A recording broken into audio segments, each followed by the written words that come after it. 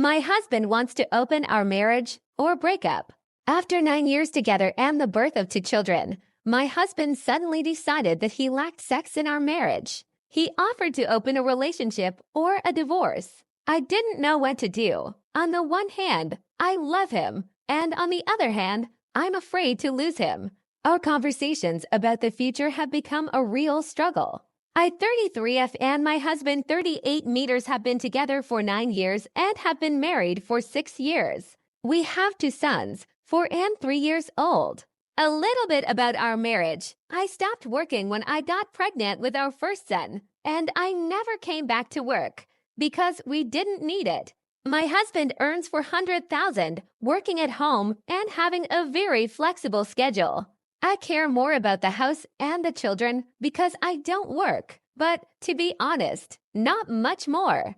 The husband likes to spend time with our children. He does a great job when it comes to organization. That's why he is a very professional cleaner. And one of his greatest passions, along with sex, is cooking. So he plans and cooks more than half of our dishes. Of course, we still have our ups and downs, but in general, we are both very patient and caring people.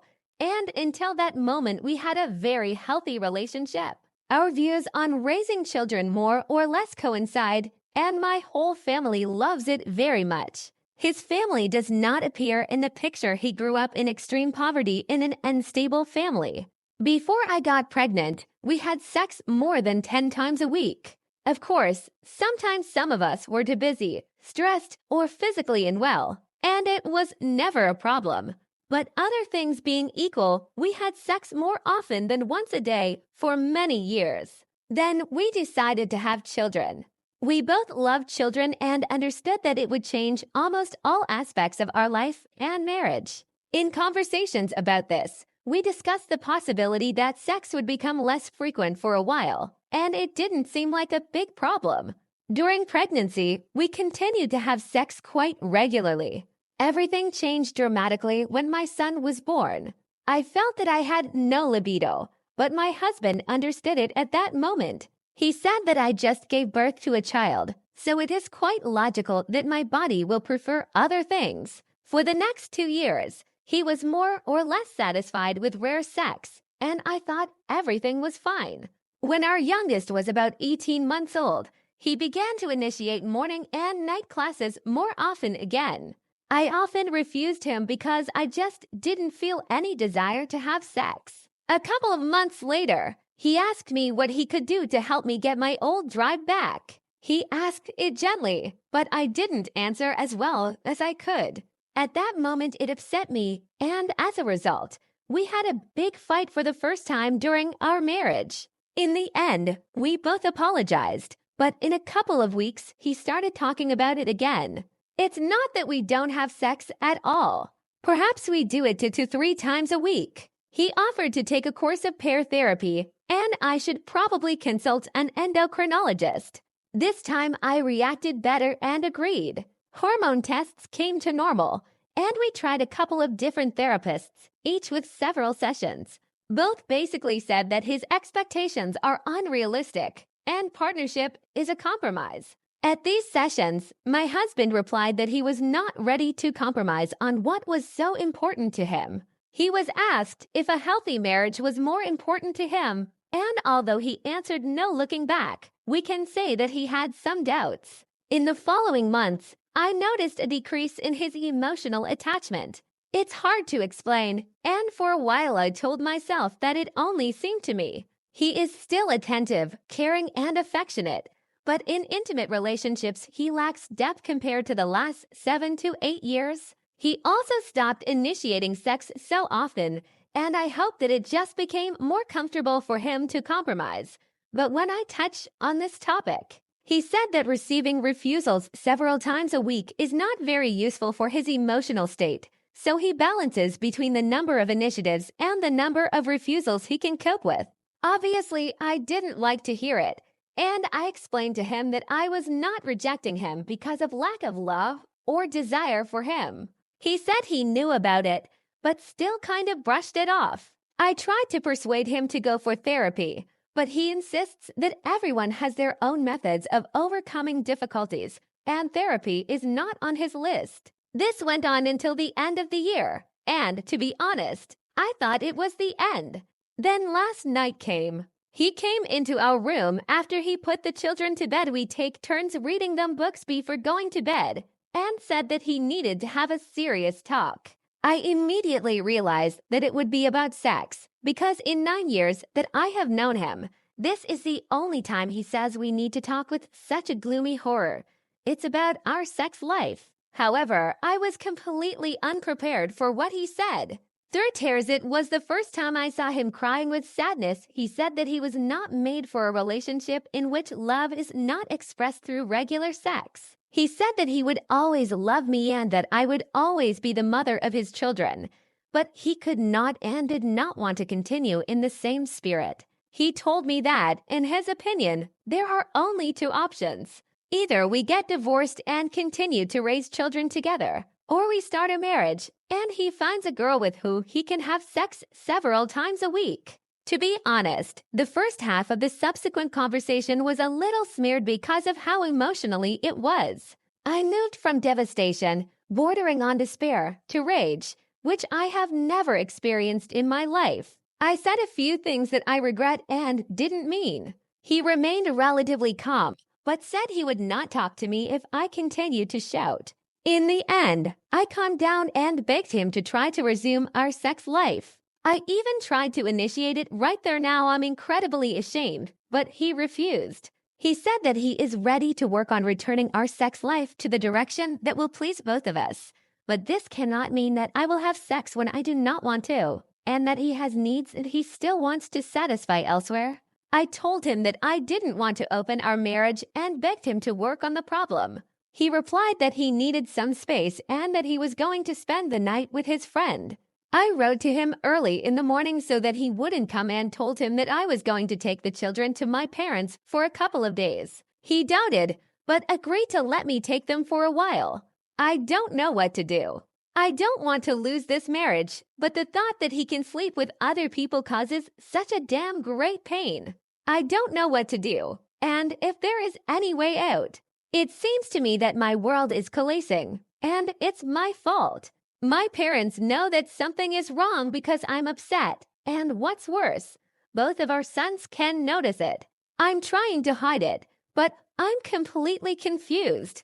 My husband says that if we stay together and he regularly feels rejected, he will eventually be offended by me and that it is better for our children to have separate parents than offended. Should I open a marriage or move forward to divorce? I don't have time to respond to individual comments now, but I'll do it tomorrow.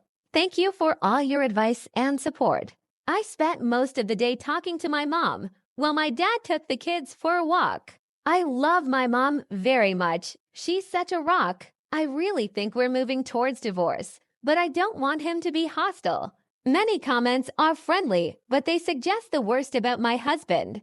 His attitude towards sex is extremely immature and selfish. Now I understand it, and I don't have to forgive him for it. He is an incredibly loving and kind person who supported me in a difficult moment. He adheres to high standards, and although people will say that I am a relative, but I know this man well and I can't imagine him to blame for adultery. He just thinks too highly of himself and is too sensitive. He stayed with his married friend from college. He is the godfather of their 3 children. His wife has already called and offered support if I want to talk. Since she knows that we are experiencing problems, I don't think it's possible to say that he will regret it. But to those who think he will have problems finding people to sleep with and he will come back to me. Well, he was a regular member of the sex and BDSM communities in his 20 years before we met. I knew it from the beginning and never stopped doing sports 6 days a week. I would like to tell myself that he will come back when he realizes that it's hard there, but I just don't think so. It seems to me that his view of the world is this: if he does what he is asked to do, he can ask the world for a cake and eat it too. For those who say that we need to take away everything he has from him, I'm going to talk to a divorce lawyer this week. Of course, I will do everything necessary, but he has always been generous with money with charities, friends, etc., and loves his children as much as I do. I'm serious. I'm not going to try to destroy it, as some suggest. We will still remain parents, even if we break up, and I want to treat it maturely. If we don't agree, I won't evade the court, but I honestly think he'll sign any document I give if he's at least some fair. He's a bad partner because of his decision, but you don't know him like I do, and he's not a bad person. I watched him trying to figure it out, and he's too selfish to accept an obvious answer. But it's not because of a lack of remorse, just, I don't know, it's great selfishness and conviction that the world can be what it wants, and at the same time it wants love and compassion to reign in it. If it makes sense. Thanks again. I will respond to the comments when I have time. There are many more comments and messages than I could have imagined. You gave great advice and supported. Many of you have good intentions, but obviously have been injured and project your anger on the situation, rather than giving advice according to the context. I say thank you very much to everyone who has good intentions. To the misogynists, scousers, incels who invariably come out of the forest, go to hell. My husband wants to meet and talk tonight. I'm going to meet him. I'll give an update after our meeting if that's possible. At the moment, there are too many comments to respond to. I will answer some questions that seem sincere to me. 1. Yes, he's obsessed. And yes, he has a childhood trauma. But this does not exempt him from responsibility for, as I now realize, a completely unacceptable decision to give me an ultimatum. 2. To say that sex suits me when we do it would be an underestimation. I'm not going to go into details, but his thirst for life and energy is one of the reasons why I fell in love with him. He definitely has an atypical view of sex, in addition to his extremely high libido. He describes his views as non-orgasm-oriented, and he often does not experience orgasm. Strangely enough, it's not the most important thing for him. I was joking that he has sex like he cooks. Most of the most delicious dishes and the best sex in my life were obtained from him. 3. Thanks to your comments, I realized that we are likely to get divorced, and no matter what, he needs therapy. It's so highly functional that I never thought it was necessary, but some of you made some wonderful remarks, and I completely changed my opinion about it. No matter what, I love him, and he will always be the father of our beautiful children, so I will try to convince him to go for therapy, even if we get divorced. 4. I'm not going to waste my time on infidelity. I'm sure some people are sincerely trying to help, but obviously I can't say anything to convince many people that I'm not naive and don't wear rose-colored glasses. It's normal. I am sure that denial is the first step is true for many people who have survived adultery. Strangers are projecting on the internet. That's what we do. 5. Yes, for many years my libido matched his pace, but I think the key difference is that I wasn't like that before I met him. When we started dating, his friends affectionately called him a whore because he slept with a lot of women. I knew all this. I was his first serious relationship at the age of 29, and I liked it. It always seemed to me that because of this, his friends treated me in a special way.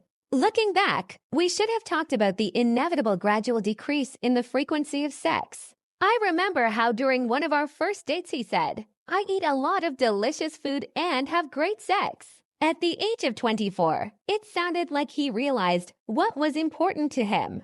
Now, at the age of 33, I don't think he's grown up enough to understand that there are much more important things. I feel sorry for both of us that this is so. 6. Read the word divorce literally hundreds of times in the comments. It helped, I think. It still doesn't seem real, but now I don't feel uncontrollable devastation every time I think about it. I'm trying to accept the fact that this is probably what my life is about. I want the divorce to be passed with love.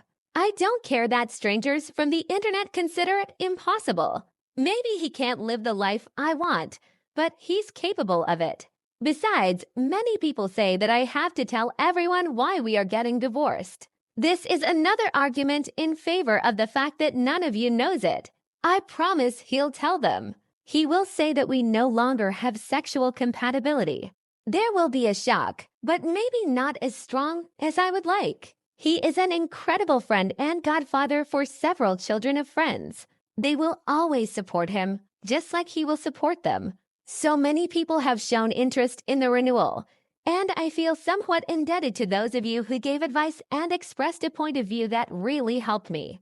I didn't expect my post to affect the situation in any way, but it really matters. The relationship_advice rules clearly state that only one update is allowed, so I'm writing it here. I will give advice and try to help others as much as possible from my main account. This will be my last update. Before meeting my husband last night, I read all the comments and messages. Yes, every single one. With these thoughts, I drove an hour to our house, leaving the children with their parents. I went there with different intentions, but in general, I wanted to keep my self-control. I was afraid to hope, but deep down I wanted it to be a conversation in which we would feel the connection.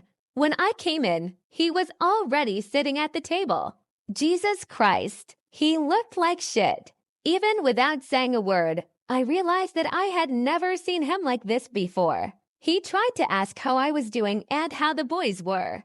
I said directly that the boys are fine, that they have a snowy day, and that he was the one who asked me to come here. So say what you want to say. There was nothing good in the way I said it because I felt the coldness, which is so alien to the way we talk to each other. But that's how it turned out. He started by apologizing and saying that he could better formulate his feelings and explain what, in his opinion, our only possible options are. I didn't attach much importance to it because he almost always believes that in any situation he could do better, looking back, and is rarely satisfied with the way he works. And then there's a surprise. He said that he thought about it and that opening a marriage would not fix anything, and that it was a desperate and crazy idea that came to his mind the night before. He said that the only way out was to get a divorce. He said that he had already received permission for 3 months of unpaid leave at work to deal with things. It was already a little broken, and I did my best not to let it make me start breaking down, because one of my goals was to try to stay calm. Part of me regrets their next step, and to be honest, I know I did it because of some advice. I looked him in the eye and asked if he had already found someone to sleep with. I felt cruel after I said that, because I didn't believe what he found, and it obviously only hurt him even more. Of course, he answered no and asked me if I thought he was capable of such a thing. I replied that I don't know what he was capable of anymore. It hurts even more. When I said that, my emotional self-control was also almost destroyed because I started crying, but this time at least not sobbing. He said the same thing as the last time I saw him, that he will always love me and that the most important thing is that I will always be the mother of our sons. We both cried, but quite controllably when the next phrase broke out of me before I had time to think about it. I asked him if he was really ready to completely miss half of their life. I knew we would talk about our sons, but this issue was not thought out in advance. It was a bomb. When I saw him at this moment for the last time, I saw him crying with sadness for the first time, but it was a restrained cry. The only words he was able to squeeze out of himself were "I don't know what to do," and then an absolute breakdown. I wasn't surprised at all by his love for our boys. I knew it from the very first day. It's just that, to be honest, I never thought he could lose control of himself to the extent that it happened later. He sobbed unrestrainedly, as much as I did that night when he put forward an ultimatum. Maybe even worse. At that moment, I didn't know what to do. My heart was breaking with pity for him, and I wanted to hug him, as he always did for me on such occasions. I was also still very angry with him, rightly or not. I don't know how long I'd been sitting like this, but I couldn't look at it for a long time, until I burst into tears even more, and then I just said that I was very sorry. I told him I didn't want to lose him, that he is the only person I want to wake up with every morning and share breakfast with our boys. And he kept saying again and again that he didn't know what to do.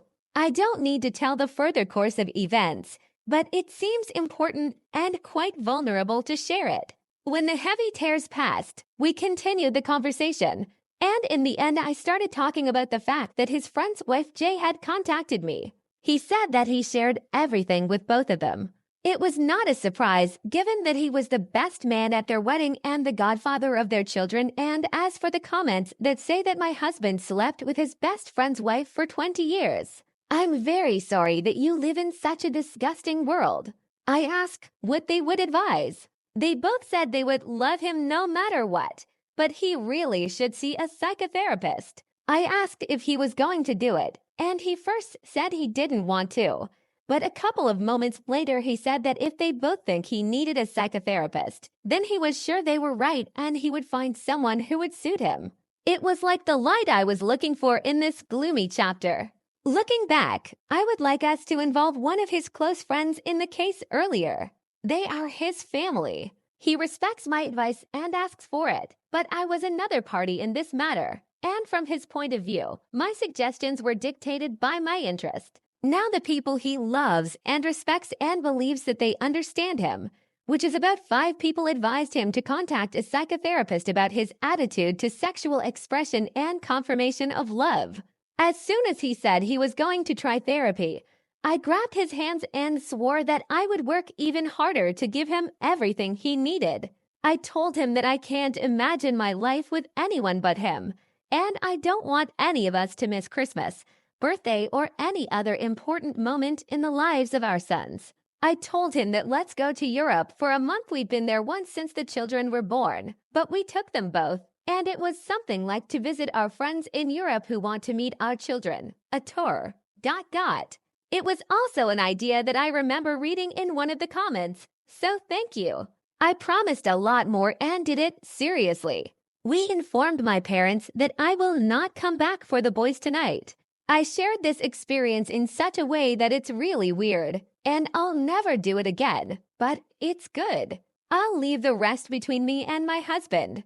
I told my husband about this post and asked if he would mind if I wrote about what happened. He was concerned about anonymity, but I explained to him all the information I gave, and he decided that he didn't care. This is his way of saying that he cares, but he prefers not to worrying because he controls his relationship with control, not vice versa. He cautiously, with a touch of his characteristic humor, asked if he wanted to see the message and answers. I said no, to which he laughed and said okay. He doesn't use Reddit or other social networks because he knows how to make sausage. None of us are fools. We have a long way to go, and there are no guarantees that everything will work out. But I will do my best. Reading the comments, I realized that it was my fault. Not necessarily in the fact that I did something wrong, but in the fact that I misjudged what was at stake. I knew that my husband was uncomfortable when he was lying next to me, wanting physical intimacy and knowing that I didn't want it. I really didn't know, or maybe to some extent didn't listen, how much it hurts him. To say that he analyzes too much would be an insult to the incredible ability of his mind to evaluate so many probabilities, it would seem. At the same time, he was lying in bed, and this feeling was growing and growing. It's not about physical sexual discharge. Masturbation or even fucking with someone else couldn't help with that. My husband is a hypersexual creature, and that's normal. I love it completely, including this part, and I still have a lot of work to do to be in better shape and experience sexual desire more often. But he shouldn't feel explosive rage inside when he doesn't get sexual intimacy every night. If we didn't have children, I would be less optimistic. I told him that it is not impossible, and we can work on it together.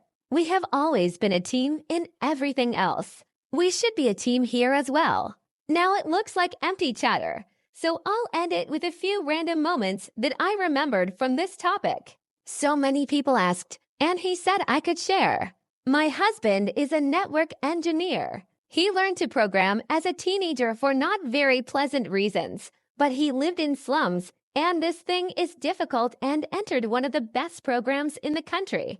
In financial terms, he had a safe life. His words. I know he's damn good at his business, but he also benefits from always managing finances as a possessed analyst with a huge ego. His words to less than three, the most common answer was that I had to divorce him, and about half of them said that I should do it with joy and that he was, in fact, a lame, capricious person who did not respect either me or women.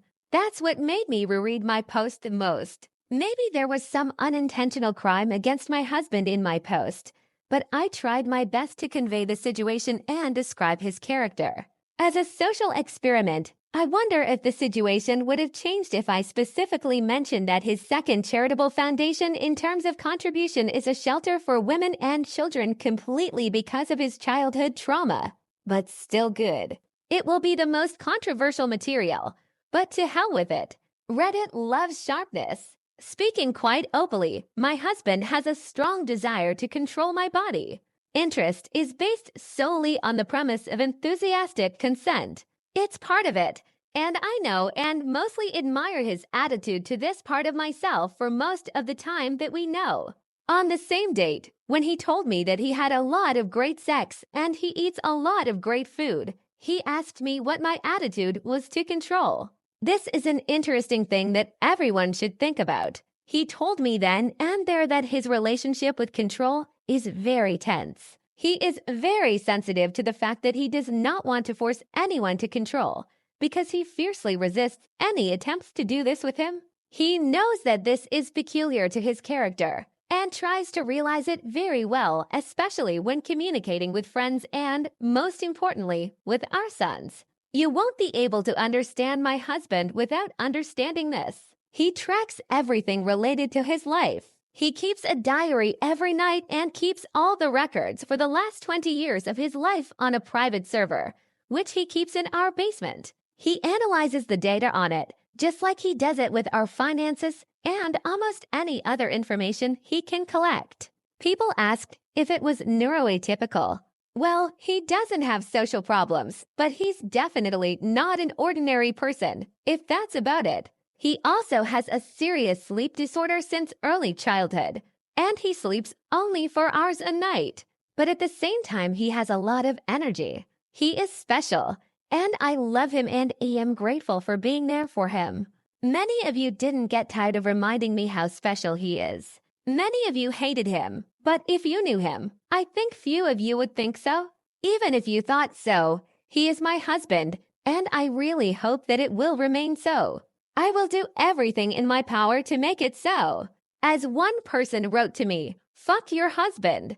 No, seriously, girl, please do everything necessary to help you fuck your husband. You both deserve it. Thanks to everyone who helped and those who tried. After our last meeting, I decided that we needed more open and honest conversations. My husband and I agreed to work on our feelings and expectations regarding marriage and intimate life. I suggested he to see a family therapist again. Given his skepticism, I tried to explain that this can give us both a useful perspective.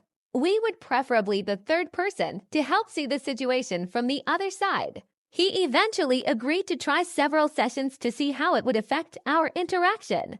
We also decided to allocate time every week for a serious conversation about our feelings and relationships. I want him to know that I can openly discuss my fears and experiences related to sex and emotional intimacy. My husband also began to delve into his feelings, and although it can be difficult, we both try to work with each other. I keep in touch with his friends and family, who are also ready to help.